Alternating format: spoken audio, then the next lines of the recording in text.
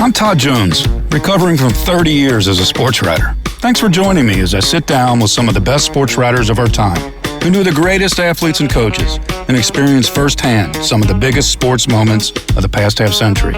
We'll share stories behind the stories, some we've only told each other. Pull up a seat on Press Box Access. Okay, pack your gear. We're going on a trip. And we're going with Elliott Almond, a true explorer. Climbing mountains, surfing in the Pacific, diving deep into the odorous pit known as the Olympic Mix Zone. Elliott will take us there and will guide us to other spots in his adventurous career. A willingness to go anywhere for a story made Elliott one of the nation's best investigative sports writers. He's also a kind soul, someone who makes you feel better just being around him. Someone you like to go on a trip with and hear his stories. So let's go. Hey, Elliott, I know you've been up in the mountains hiking. No need to wipe off your feet. Just come on in. Welcome. Oh, okay, thanks. I'm pretty dusty right now. That's fine. There's a lot of dusty characters who have come through this den of decadence. So you're more than welcome. Oh, boy. Hey, I'm really excited about this because this has to be the first time on our show that we've had a guest who can actually surf. A surfer. We have a surfer, a lifelong surfer. Tell us about this, Elliott. Wow, I don't even know where to begin, but it's in my blood. I'm an author of a book on surfing, That's right. An instructional book. But it's just been a big part of my life. I love nature, and it just is. It's just something that has allowed me, I think, as a sports writer, has allowed me to view people in a sort of a different plane, if you will. There's something about the water that balances us all out. And I mean, to think back that I took Todd Marinovich surfing. That's right. That's right. For to do a magazine profile on him, and then I mean, boy, there's so much there. I caught him on a bad, I believe. He was out partying all night with his drugs and stuff, but heck, he got up and combed his hair, and we went out, and then he just wasn't doing well, and I realized I was dominating the waves, and so I had to give him some waves for my story, right? That's right. Yeah. Well, I grew up in Kentucky. We were not surfing in Kentucky. There was a guy on the beach in San Clemente who liked to take walks in his wingtips. And his name is Richard Nixon. And I don't know if we've had any Richard Nixon talk on this show that's based on sports writing, but you have a little bit of a history with Richard Nixon, of all people. How did that come about? Well, the first time, there's two stories here, Todd. And the first time I was with a photographer by the name of Darius Jeanette at the LA Times. Mm-hmm. We were, back then, there weren't very many skate parks like there is in everybody's neighborhood. So I was doing a story on a renowned Orange County skater by the name of Sketch Hitchcock, a Hall of Famer, an innovator. And the only place to take photos was in Oceanside, North San Diego County. And we were driving him down there. And Darius, this was the second anniversary of Nixon leaving the White House. And Darius said, hey, guys, I'm going to put the scanner on. So we kept hearing the word Mr. Pete's, and we thought, oh, it's some kind of code? There's some kind of code going on. So Darius gets on Highway 1. We call it PCH, Pacific Coast Highway. Right. And he's heading toward downtown San Clemente. And I look up and I see Mr. Pete's. It's a hamburger stand. And we turn around and we go in, and there's all the black cars. And we realize, I don't know what Dick was thinking. Richard Nixon, I mean. Well, Dick. Okay. All right. Yeah, Dick to me. Anyway, he decided to play golf at a public links on his second anniversary of him leaving the White House. So we head over to the golf course, and the Secret Service knew Darius. Everybody hated him, and they knew who he was. Nixon knew who he was. They saw us. I bet he knew. Yeah. Yeah. So they saw us, And then the guy was at the 18th hole, and apparently Nixon was getting ready to tee off at the 18th. He called up, and they called back down, and they told us no photos, no interviews, no nothing. Well, we're listening on the scanner, so we hear them say, okay, take him to the 6th hole. I'm making up the 6th hole, but in other words, take him around, let's get rid of these guys. I had a map of the golf course, and we saw we could drive up and meet them.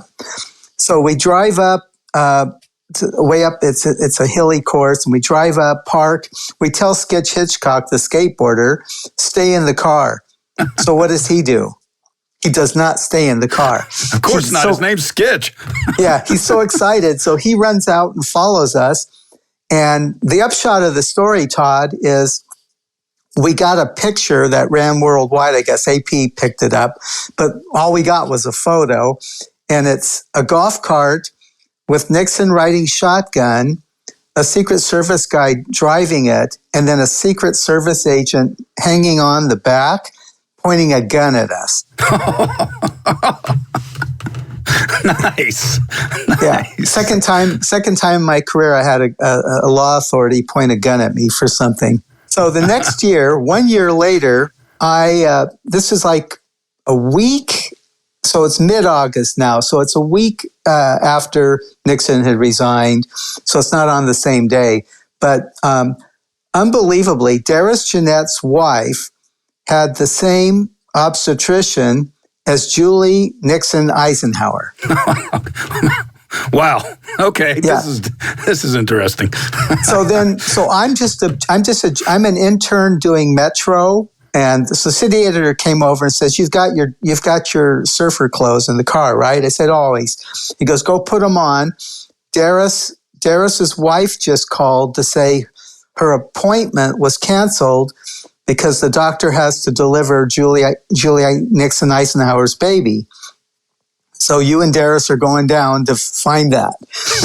So we head down to San Clemente General Hospital. So I run up, and this blonde woman, it had to be Diane Sawyer because she was Nixon's secretary back then, taking care of stuff.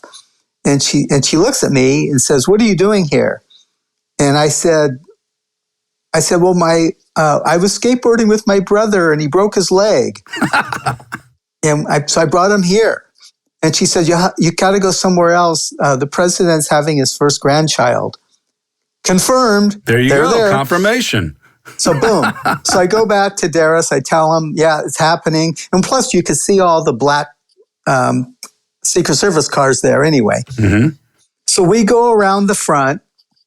Park, we go in. Darius has got his camera, but the Secret Service knows Darius. So we go in, and there's this little door with one of those old-fashioned windows, little rectangular windows. You can see in, and you can see Nixon, or Dick, as I like to call him. They're right there, delivering the baby. So two Secret Service guys come out, and they say to us, "Nixon's okay." Guys, Nixon's Julie's having the baby. You guys have to leave. And we're like, "No, we don't." And then the one guy gets nasty, and he says, "I'm ordering you as a Secret Service, an agent of the federal government. I'm ordering you out of the hospital." I turned to Darius. You have to understand, I'm just a kid. I don't know what I'm doing. Right. I turned to Darius, and I said, "Darius, when did San Clemente General Hospital become a federal building?" Wow. And oh my God, that guy put his hand in my face and went, "F you." I don't want to use a bad word, but he used a bad word. So we're at a standoff, and just then he comes out the door. Dick, Mr. President Nixon. He comes out the door and says, "Guys, I've got this."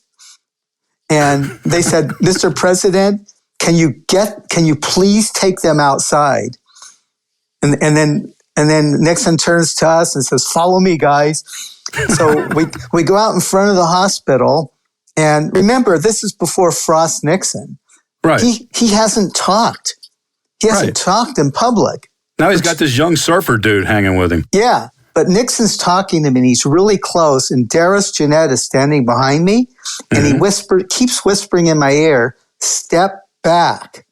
So I step back so he can get the photo. Right. And then as soon as I step back, Nixon steps in. He just wants to have this intimate conversation.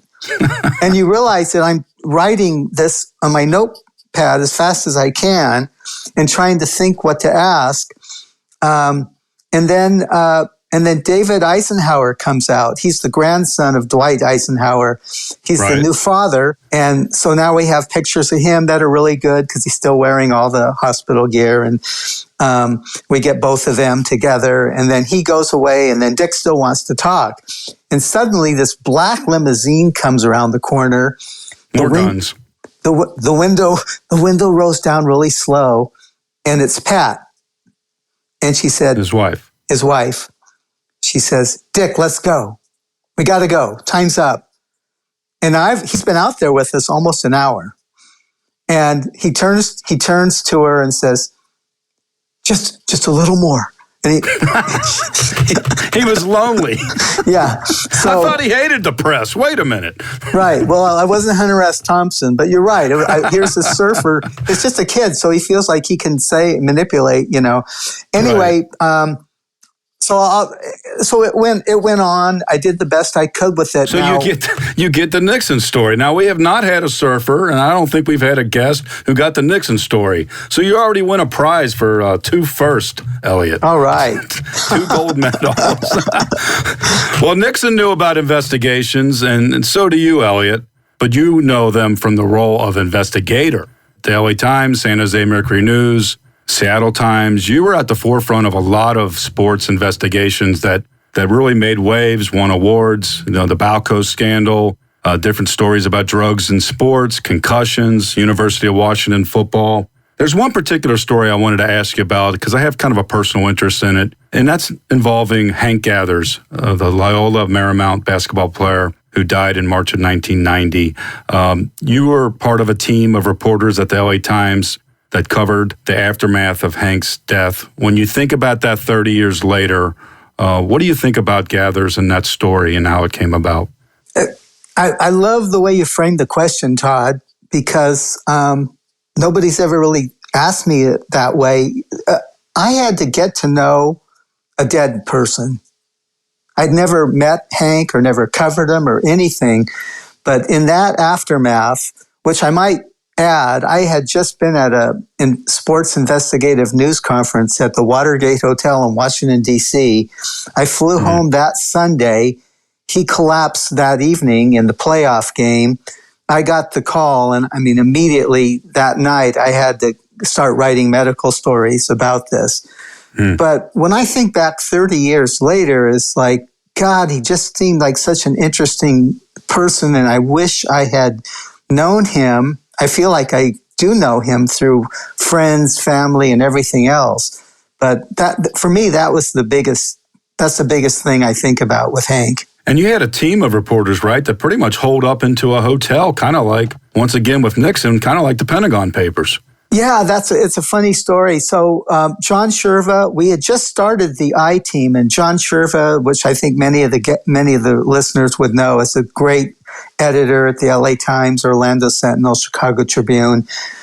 He was our editor, and we just had formed a sports investigative team with the incredibly great Danny Robbins and Marianne Hudson. And so we were just learning on the spot, to work together, what strengths people have.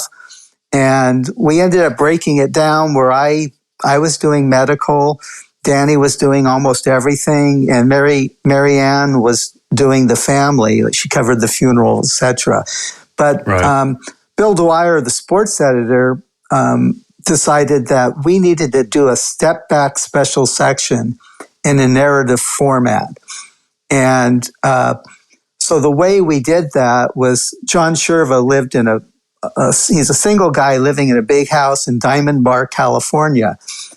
So he had Danny, Marianne, and I move in for a week. And we just worked around the clock doing what reporting we still needed to do, which was a lot. And it was like the Pentagon Papers in that hotel. We were there a week, and the poor beat reporter for the Loyola and Marymount team, he was the one guy that covered Hank and knew Hank, Alan Drews. Well, we realized that he probably hadn't told us all the information that we needed. So he had to drive out one day and have 3 reporters and this great editor. I wouldn't say browbeating him, but trying to force him to remember every little thing. I mean, like he was starting to tell us stuff about, oh yeah, they carried a defibrillator with the team bus. They did what? We're just learning about this now. It was things like that came out. And anyway, that was quite an experience. And the final product, I think, really holds up. It was really well done. Shirva and Bill Dwyer both edited it, and each of us wrote sections, and they made it all work together. So that was amazing. I'm such a pack rat that I actually have a physical copy of that publication that you guys put together, that special section. I still have it. And the reason is I had a small story about Hank Gathers a couple months prior to his death. They had played in Cincinnati against Xavier University. Mm-hmm. And I was a young reporter, and I got a tip that defibrillator that they carried everywhere with them, they forgot to bring it to the game that night. And there was no ambulance at the arena, the old Cincinnati Gardens. And Chip Schaefer, I think was his name, the trainer. Yes. They just forgot the defibrillator, left it at the hotel. And so I ended up getting this story, and it became like one of the first stories as a young reporter where I felt like I got a little attention from the editors, like, hey, this is actually, this is more than what we've been getting from them. So I always felt like, Hank's tragic death had this weird connection with my own career as a young reporter.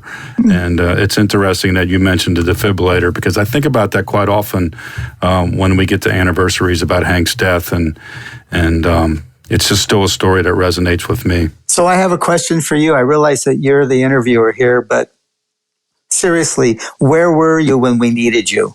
I was probably in a bar in Cincinnati. Oh my God, that would have been part of the narrative for sure. What a great anecdote. Yeah, it's funny. Some of those stories just stick with you. Those little anecdotal things all these years later. Well, you did so many great investigations throughout your career, and you really got your first break as a young reporter writing about drugs in track and field, in the lead up to the 1984 Summer Olympics in Los Angeles. And I know throughout that process, you met a famous track athlete by the name of Edwin Moses, who became an important person in your career, right? Can you tell us a little bit about Edwin, a 2-time gold medalist in the 400 meters for the United States? Yeah, 400 meter hurdles, yes. I should say. Yeah. Well, Edwin lived in Orange County, and I knew who he was, of course. I loved track and field, and he would train alone. He didn't have coaches or anything. So I would go out to Saddleback College where he was training, and he'd go like, who is this reporter who's like not stalking him, but like cares enough to be out there? So I wrote profiles on him and kept up with what he was doing, and he really appreciated, Todd, that I would take the time and care enough. And I'm thinking, this is the guy in the middle of this, 50-odd major win streak, right? It's like one of the world's great athletes. I think from like 77 to 87, he won like 122 straight races, 107 of them finals. He was just an incredible, at the peak of track and field at that time. Indeed. So, what happened was in June of 1983, him and his wife invited me, and I had a girlfriend at the time who went on to become the food editor for the New York Times, by the way. But he invited us over for dinner. So we're there, we're having a great time, and he had not an agent, but he had this guy who was part of his life helping with his planning and stuff. Not really as coach, but also a track and field coach. And Right. So they were there, and the whole evening was all about drugs and sports. And he said Edwin told me 90% of track and field athletes, the ones you just saw at the World Championships in Helsinki, they're all taking drugs. Wow. He was just telling me. Wow. They were just Amazing. Openly Right. talking about all this. So you have to understand, in 1983, I don't know what I'm doing. I'm just, I'm an outlier. I'm a very slow learner and not a good journalist or anything. So, but the one good thing I did was I called the LA office. I worked in Orange County. I called the LA office and told the Dwyer's assistant editor that Edwin had told me this. And then he said, "Can you write this?" And I said, "I can, but you have track and field writers." Now, back then, it was very territorial. And I was just a little nothing, and I didn't want to step on anybody's shoulders. And I said, "I will help in any way." Nothing happened. And then let's fast forward to the Pan American Games in South America in August of '83. And suddenly all these famous U.S. athletes are going home.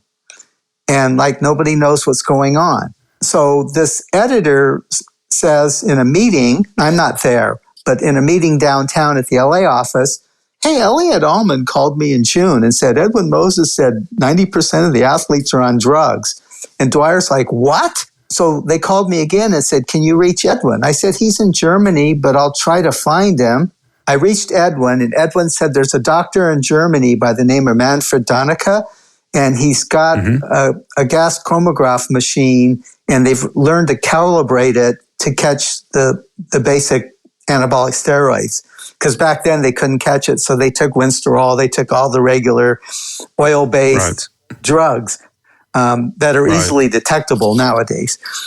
Anyway, he brought the machine to the Pan American Games, and that's why the word got out. So people said, "Crap, I'm on drugs."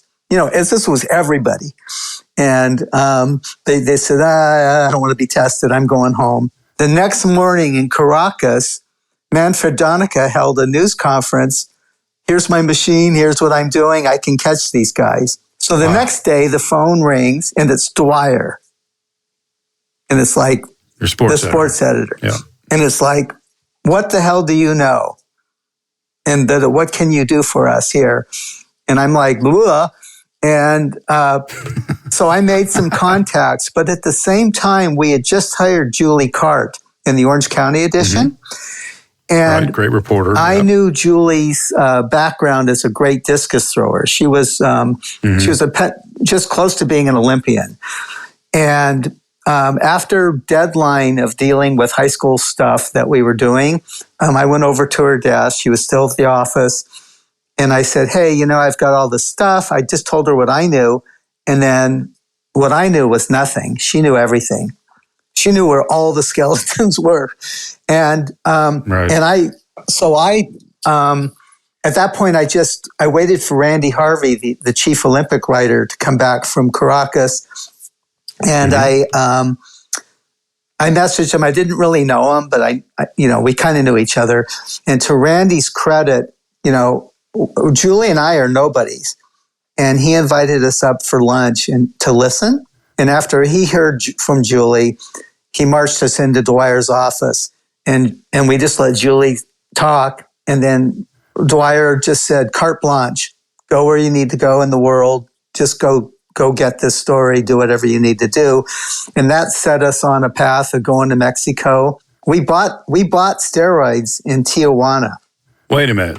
You purchased them in Tijuana? Yeah, because we wanted to replicate what the athletes were doing. And so there I am, and I could barely speak Spanish then, and they're having me try to ask. And our photographer is a former football player, Mark Boster, and he was my college photographer too. So he's a big guy. And anyway, the kid behind the cash register, he said he said to us, "You athletes better be careful. You're going to get caught." And it's like, oh, this isn't the first athlete that you've sold drugs to? No.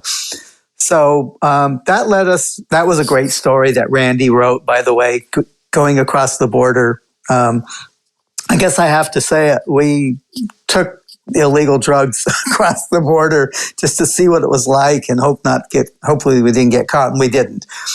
But just that feeling of what it was like. And anyway, that went on. Edwin so changed my life. Right. I mean, he trusted you as a young reporter because you showed interest in coming out and, being there while he's training alone. And you grew a working relationship to the point where he shed light on something that hadn't really been exposed to that point, not very much, not at least in the U.S. And I think that says a lot about, building relationships, the way you were able to do that with Edwin. It was really cool, Todd. There was one point in which we wrote about some drugs, and the chief testing officer for the 1984 Olympics, who ran the UCLA lab, his name is Don Catlin, the super famous drug tester. He called me one day, first time I met him, to start a relationship with him. He called me and said, "Hey, I saw that you guys wrote about this drug. Where did you find it?" I said, "The Olympics are less than a year away. You don't know about this drug?" And he goes, "Where did you guys find those drugs?" And I said, "Can I come down and meet you and have a conversation?" So that started a relationship with him.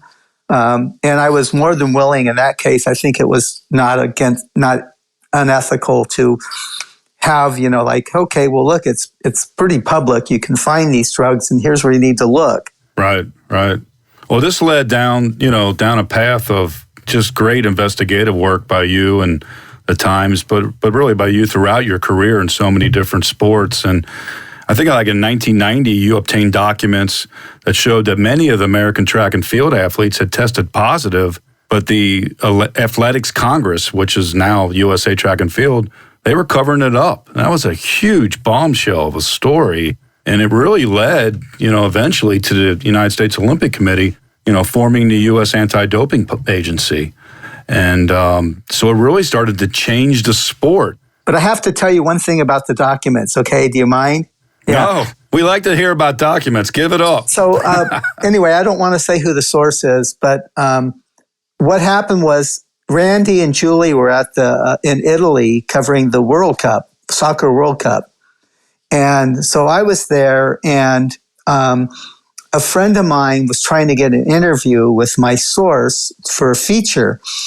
And a very, very close friend of mine who I had hired and brought into the LA Times. And so I said, gosh, let me help you. And so I called the source, who was just sitting there waiting for me to call, and said, "I'm so glad you called. You need to come see me right away," and handed me the documents that you're referring to that were really, really important. That was going to come out. I think another source wanted to give it to Julie Cart. And actually, that was just a weird thing. I don't know all of it, but she seemed to be mad that I had them. And well, this is very Woodward and Bernstein. Like, we have a Nixon theme running throughout this episode. Were you in the parking garage when you got the documents? Not a dark parking garage like that, but yes, it was a handoff. It was a handoff. Well, you exposed a lot of the dark crevices of sports, and really brought a lot of help. You and other reporters of your ilk really brought a lot of positive change to the world of sports in that regard. So you get involved in like the Balco coverage and this other drug stuff. And here it is, track and field. And I fast forward to the 2004 Athens. And you, at this point, had a pretty interesting working relationship with Marion Jones. She was the star athlete at the Sydney Games in 2000, won 5 medals. And now here you are in Athens, and she was on the 4x100 relay team. I remember this bad exchange that Jones and Lauren Williams had, and it meant that she was not going to medal. So she had gone from being the star to all of a sudden not medaling.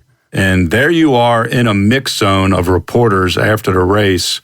By the way, can you describe what a mix zone is like?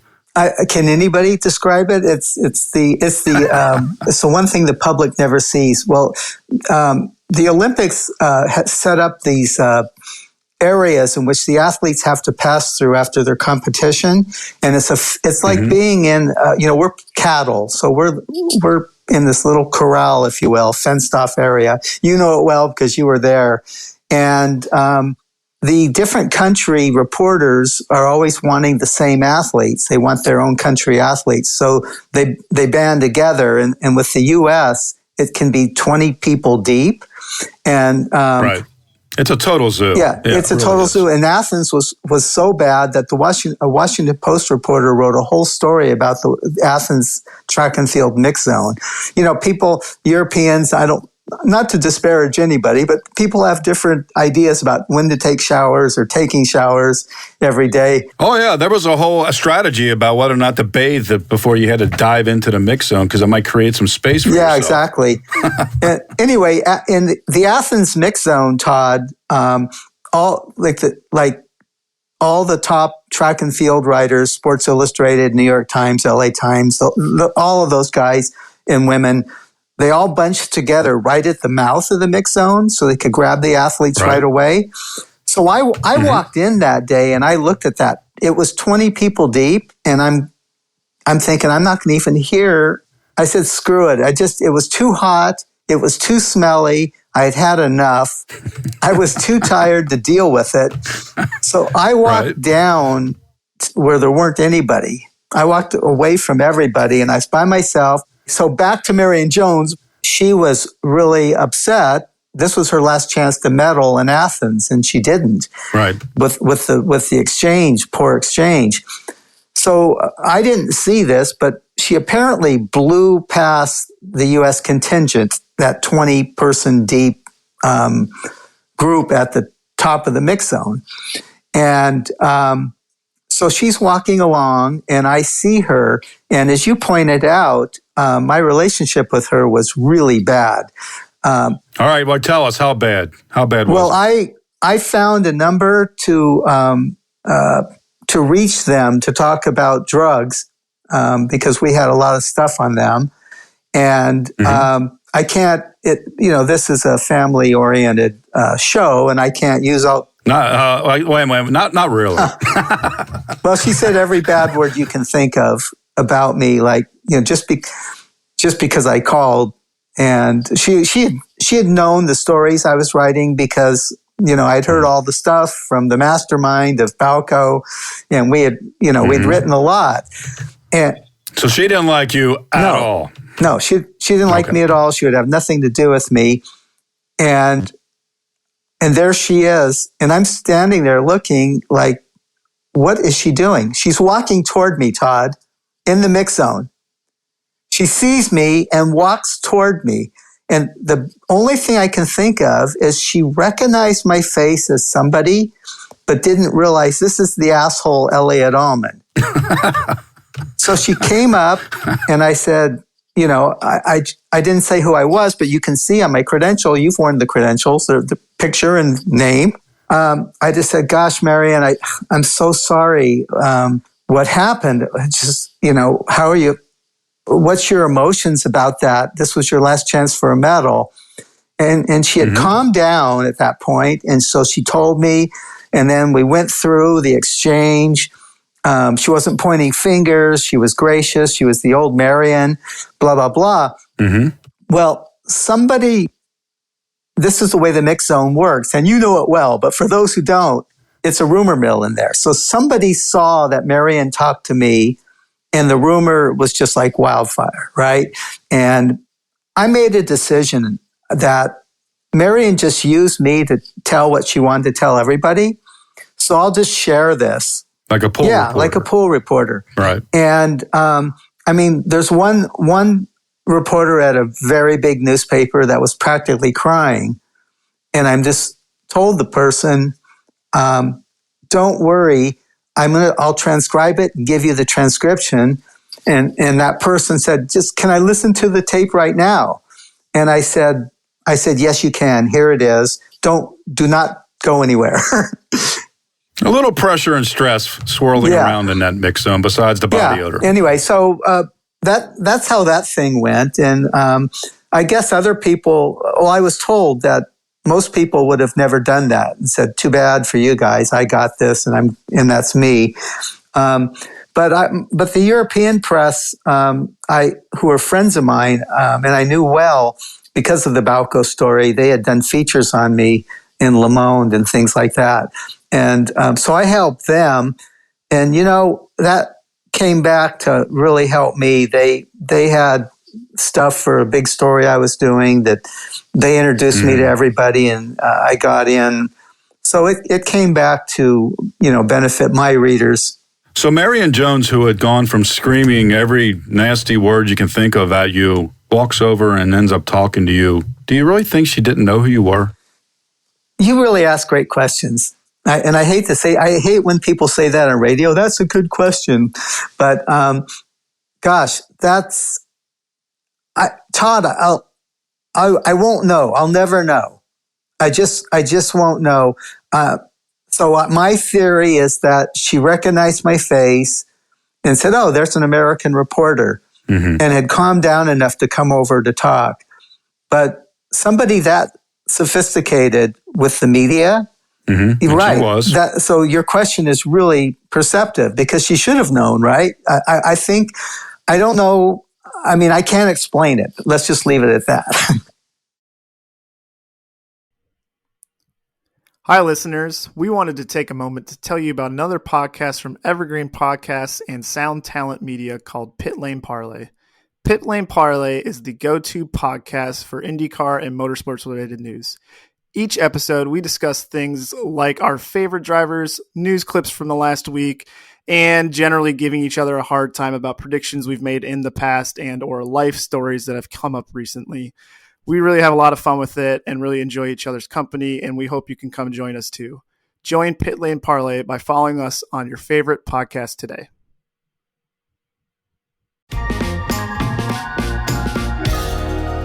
Well, things can get pretty crazy in that mix zone, and they can get crazy when you're covering international sporting events far from home. I mean, you covered 14 Olympics, the Tour de France. You've been out on the front lines, far from the home base. And it can get crazy on deadline, too. And I think there was a story back in the Nagano Winter Olympics that I really always found humorous, and that involves the women's figure skating final. Michelle Kwan was the big favorite to win that night. And I think a day or two before, you had kind of an inkling that this other skater, Tara Lipinski, might be able to pull an upset. Can you tell us a little bit about why you thought that Lipinski might win? Well, this was my first time covering figure skating in 1998 Olympics in Nagano, so I didn't know anything. And anyway, so there's a real cartel of Olympic figure skating writers, and they had cornered Michelle Kwan's dad the day before. And so other reporters couldn't get to him, and Michelle was holed up in a hotel. And so this was just survival for me, Todd. I know other reporters were grumbling and mad at those reporters, but you know what? They earned their stripes. They covered world champ. Right. They earned the access that they were getting. So yes. I didn't begrudge them, and plus they're really good friends of mine for the most part. So I just, as survival, Tara Lipinski was making herself available. And so I decided I could see here's the kid. She's really loose and talking to the media, and Michelle is squirreled away. And maybe she's tight. She seems tight. Seems weird that she's not being her normal self, because she's the nicest person in the world. If you know Michelle, she's amazing. And then I just had my normal interview with Tara at the press conference, and then a lot of Q&A after. And then I went back to write my story in the satellite press trailer, and I'm working on my story, and all of a sudden I see Tara's cruising through and like looking, and she's all excited, like, oh my God, they're writing stories. And I called her over and said, I'm writing about you right now. And she was like all excited, 14-year-old kid. And Right, yeah, so then after she left, I added that into my story. And then the next night, I had written my, let me back up and say I worked for the Seattle Times. We were still, at that time, we were still a PM newspaper. So we could get results in Japan in the paper. And before it goes on, the time difference worked in your paper's so before it would be on TV or anything. But figure skating ended. I think when it ended, I had 15 minutes. I think that was for the first edition. I had something like 15 minutes. I was sitting next to the reporter from the Alaska Anchorage paper, and I was paralyzed for like, I don't know how long, but not long. But after Lipinski skated last, and it was clear that, oh my God, she just outskated Kwan. And then the judges' scores come up. And I looked at this woman and I said, did that just happen? And she said, yes. And then I snapped to, and I got my butt out of the arena. And I was running to rewrite my story completely, running to the press room. Right? And it's freezing rain outside. And I see this woman run by me in the pitch black. And all of a sudden I realized that's Rosalind Summers from Edmonds, Washington, local for the Seattle Times, and figure skater who won the silver medal. And I turned around and screamed and said, Rosalind. And she stopped, thank God. And she said, I've got to go on air. And I said, it's Elliott Almond at the Seattle Times. You have to talk to me right now. And hell yeah. And she came over in the middle of the rain and then gave me this great story that she knew Tara and had talked to her. Tara sought her advice. So here was this really good quote. I had no quotes or anything, but here I get this quote. So I go in and I write as fast as I can, and for that first edition, and we have a full story, and Knight Ridder was able to put that out on the wire, and some papers just went with my story, which was crazy because the other reporters had about 10 hours before their deadline. You had about 15 minutes. 15 minutes, right? But you know what? You did all the pre-work, right? I mean, you did the homework. You were observant about the competitors before the competition itself. You had a working relationship with Rosalind, and, fate has it that you run into her, and then because of that working relationship, it led to a quote. So it all comes together because of the work that you did beforehand. The same way you did with Edwin Moses. It doesn't always happen just in the moment. I think for good sports writing, reporting, and writing, the best ones did it before the deadline. And I mean, I think that's a great example. You mentioned Todd Marinovich and the story you did with him, and you went surfing with him. And this is after he's out of USC and he's out of the NFL, right? Yeah. The quarterback. But that story and relationship that you built with Todd, that led to another story, right? Yeah, that was, Todd, this is really kind of just a crazy thing. And I love how you frame it with the theme, because I always tell people I just was lucky. I don't know what I'm doing. But Todd left the Raiders and he disappeared. And we thought, well, where the heck is he? What's he doing? It'd be a good story. It's been a year. Nobody's heard from him. So because of my relationship with him, we both lived in Newport Beach and we both surfed. And so we had these other things in common that we could talk about. Anyway, finally, through his family, I was able to track him down, and oh my God, he told me these great surfing stories, which I led my thing with. We don't need to get into that, but we really had a great time, and he was a Grateful Dead fanatic, so he was following the Grateful Dead, and so I wrote this story for the LA Times, and this guy called me and introduced himself, and said that he was an agent or something and getting into the agency. And if Todd wants to get back into football, he'd love to help him do it.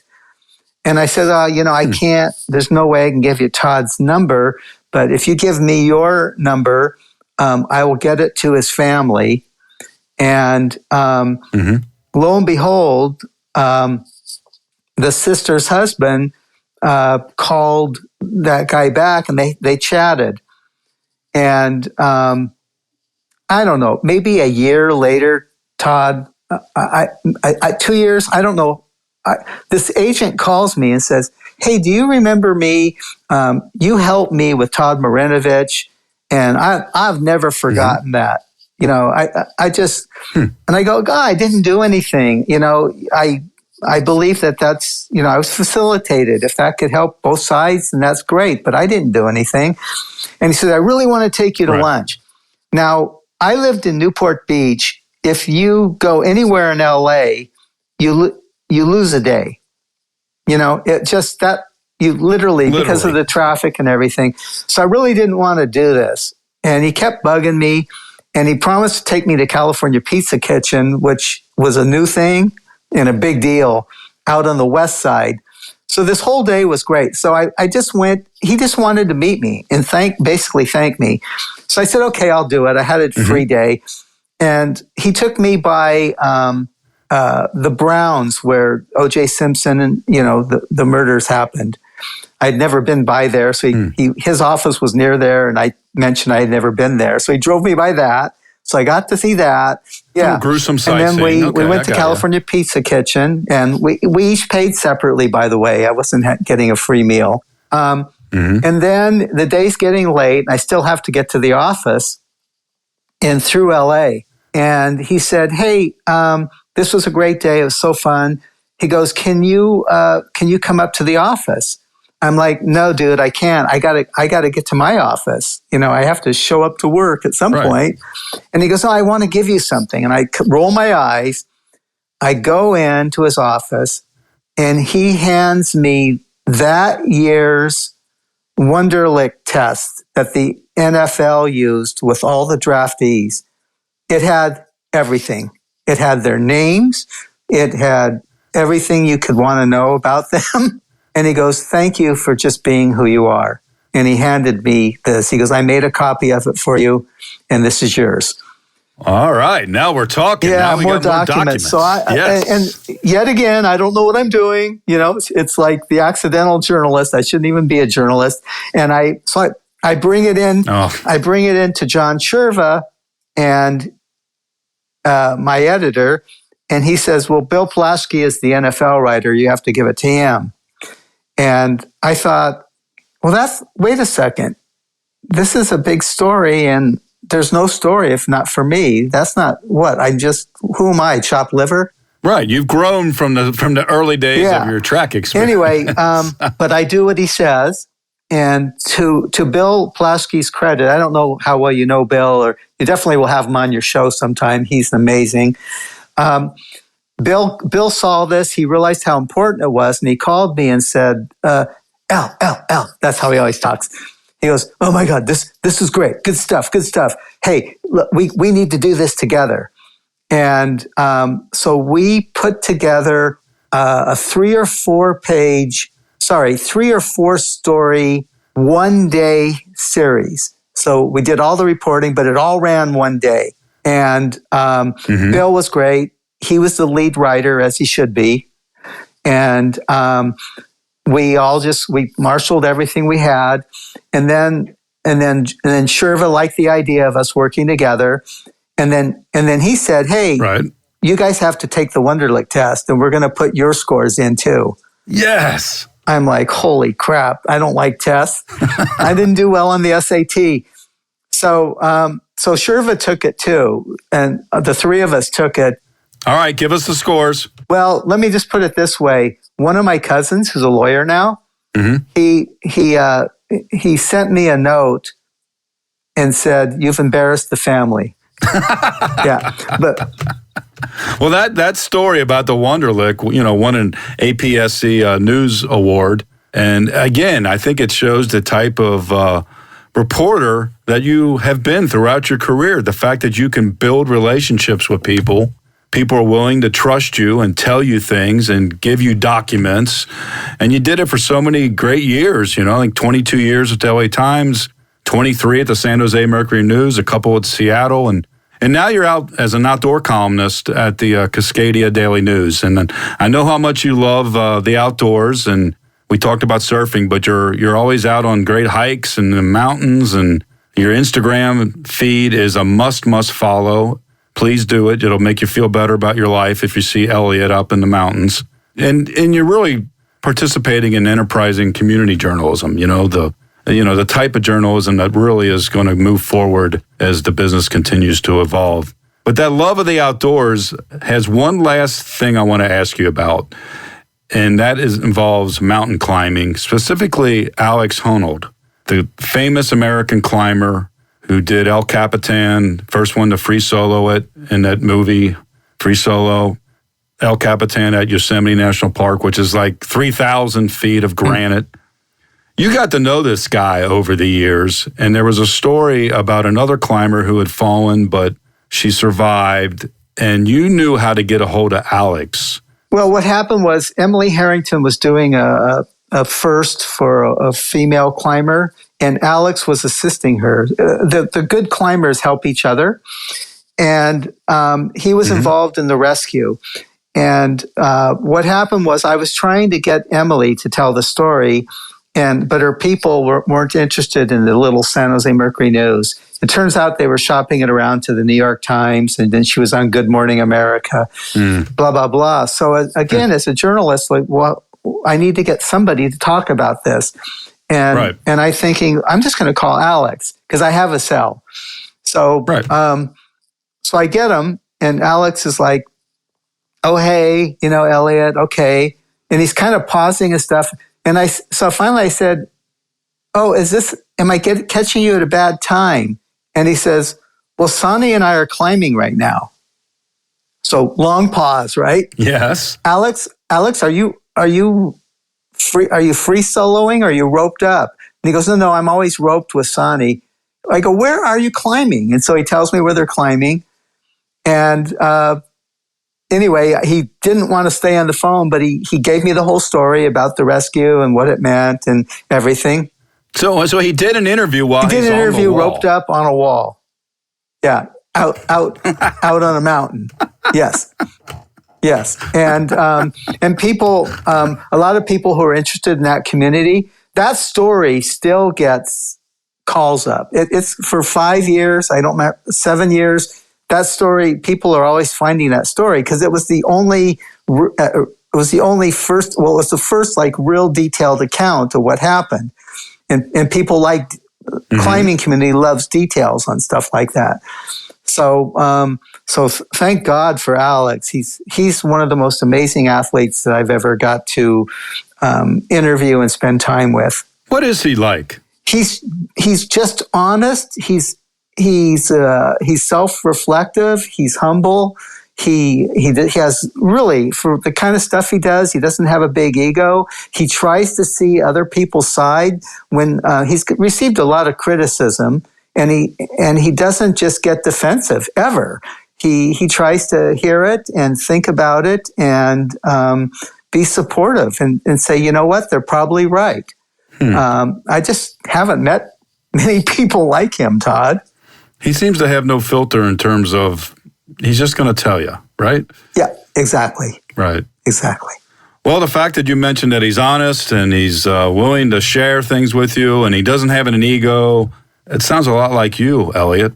Oh yeah, we're the same. I'll be on El Cap climbing any day now. Oh my gosh! I would not be surprised by that. I mean, you are willing to go anywhere for a story, and that's really what made you such a great and respected journalist, and really one of the great kind souls in our business. There's a lot of sharks out there, personality-wise, but Elliott, you were always a guy that I know I could turn to if I needed a dose of humanity in the main press room or the mix zone. So I thank you for your friendship over the years, Elliott, and I really thank you for being willing to come in from the great outdoors and join us here at Press Box Access. Gosh, Todd, I have to say what you just said, I mean, I don't want to cry. But thank you so much. And that is what I cared more about trying to do than like winning a Pulitzer Prize. That means more to me. Thank you so much. Well, thank you, Elliott, and I wish you the best in all your future adventures, and I will be following you on Instagram and reading, too. Take care. Bye-bye. Thanks for listening to Pressbox Access. You can find us here with a new episode every other Wednesday. If you enjoyed this episode, please be sure to subscribe and follow us on Apple Podcasts or on your favorite podcast app. We'd love for you to review us. 5 stars would be nice. Follow us on social media. Drop us an email at pressboxaccess@gmail.com. And be sure to spread the word. Everyone is welcome here. This has been a production of Evergreen Podcast. A special thank you to executive producers Michael D'Aloia and Gerardo Orlando, producer Bill Huffman, and our audio engineer Nathan Corson. I'm your host, Todd Jones. It's closing time. Rock on.